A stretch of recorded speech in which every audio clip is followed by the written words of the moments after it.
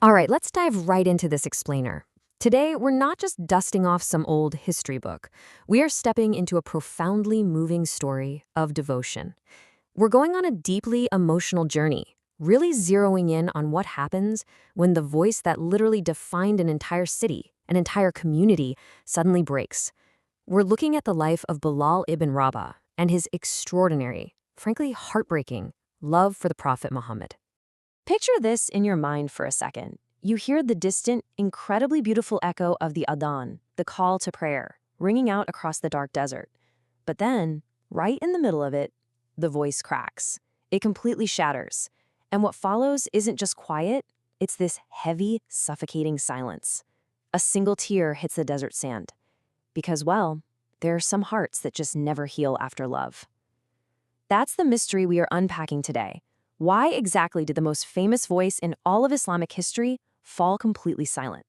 Now, think about the absolute night and day sensory contrast in Medina right after the Prophet passed away. When the Prophet was there, the city was just electric, alive with joy, laughter, and Bilal's gorgeous call echoing out 5 times a day. But without him, a devastating quiet took over. People are walking slower. The joy is just gone. The doors of the mosque are left half open, and his closest companions are sitting inside in total silence, some just staring at the ground, quietly weeping. It's a community entirely overwhelmed by loss. So inside that eerily quiet mosque, Bilal is sitting alone by a pillar, just completely broken. His eyes are swollen from days of crying. A friend carefully walks up to him, gently reminding him, it's time for the Fajr, dawn prayer, the people are waiting for your adhan. He whispers, "You are the muazzin of the messenger of Allah." And Bilal looks up with this completely shattered expression and says, "That is exactly why I cannot." You see, his role, his literal voice, was just way too tied to the man they had all just lost. You know how grief works, right? How a random smell or a passing sound can just hit you like a ton of bricks? Well, as Bilal walks through the streets of Medina, every single corner is a trigger. He remembers the Prophet smiling at him here, or placing a hand on his shoulder there. If he hears kids laughing nearby, he instantly remembers the Prophet playing with them. The memories are so vivid, so unbearable, that his knees actually give out. He collapses by a wall, crying. And his grief is so raw that people walking by start crying too, because seeing a rock like Bilal break down makes their unimaginable loss feel terrifyingly real all over again. Forged in the desert heat, the origins of devotion. Now, to really grasp the sheer magnitude of this heartbreak Bilal is going through, we've got to rewind a bit. We need to flash back to Mecca to understand where this intense devotion actually came from. Imagine the blistering, agonizing heat of the Meccan desert. A young Bilal is chained to the burning sand, with a massive stone crushing his chest. His master is standing over him, screaming, demanding that he reject the Prophet and his message. Blood is on the sand. His lips are cracked from severe dehydration. And yet, through all of this excruciating, unimaginable physical torture, he totally refuses to cave. Finally, Abu Bakr pushes his way through the crowd, tosses a bag of coins to the master, and buys Bilal's freedom. It was the first time anyone had shown him true mercy. But underneath that massive, crushing stone, Bilal didn't scream. He didn't beg for his life. He just whispered one single word, over and over. Ahad, Ahad, which means one God. Even with split lips and a brutal master demanding he abandon everything, Bilal's voice held this quiet, absolutely unstoppable power. It was pure defiance. Pure faith. And you know what's incredible? That exact same unbreakable voice was later chosen for a literal history-making honor. After Abu Bakr freed him, the Muslim community eventually gathered in Medina. At sunset, the Prophet smiled this warm smile and asked Bilal to stand up and call the people to prayer. Bilal, nervous but just overwhelmed with emotion, climbed up and delivered the very first adhan in Islamic history. His voice echoed across the city, strong, clear, and beautiful. The companions wept. The Prophet beamed with pride. For Bilal, it was the absolute peak of his life's purpose.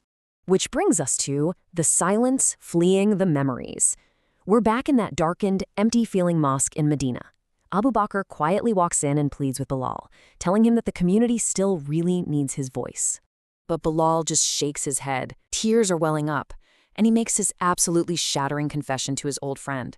He says, "Every time I say, Ashhadu anna Muhammadan Rasulullah, which means, I bear witness that Muhammad is the messenger of Allah. I see his face. He physically cannot even say the messenger's name without his heart giving out. Abu Bakr starts crying too, and the room just goes dead silent. So, right at sunrise, Bilal packs his bags at the city gates. A friend asks him, why? Why would you leave the city of the Prophet? And Bilal, wiping his tears, basically explains that every street, every wall, every sound is just too much. This wasn't just him moving to a new town. This was a desperate escape. He takes one last heartbreaking look at the Prophet's mosque, gets on his horse, and rides off towards Syria, trying to outrun memories that were just way too heavy to carry. The Echo. One Last Adhan. Years pass.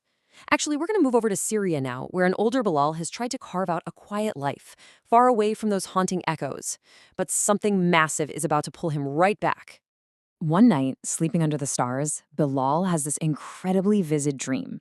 The Prophet Muhammad appears, smiling at him, and asks this one piercing question. Bilal, why have you stayed away from us so long? Boom. The emotional impact is instant. Bilal jolts awake, sobbing into the night sky. And driven by that dream, he doesn't hesitate. He immediately packs up and starts the long, hard journey back to Medina. Now, his arrival back in Medina, it is the definition of bittersweet. The news spreads like a wildfire. Bilal is back. People are literally rushing through the streets. Kids are staring in awe at this living legend, while older companions run up to hug him tight. But contrast all that public hype with what's happening inside Bilal's head. Walking toward the mosque, his eyes are brimming with tears. Because without the Prophet there, this great, bustling city just feels painfully small, sadder. It still feels agonizingly incomplete. So the companions are gathering for the morning prayer, Fajr. And two specific people approach Bilal, Hassan and Hussein, the beloved grandsons of the Prophet. They gently ask him, please give the azan one more time. Bilal is choking back so much emotion he can't even get a word out. But looking into the eyes of the grandsons of the man he loved more than anything, he just slowly nods. He climbs up to the place of the adhan, and the entire city stops. They are waiting in absolute pin-drop silence.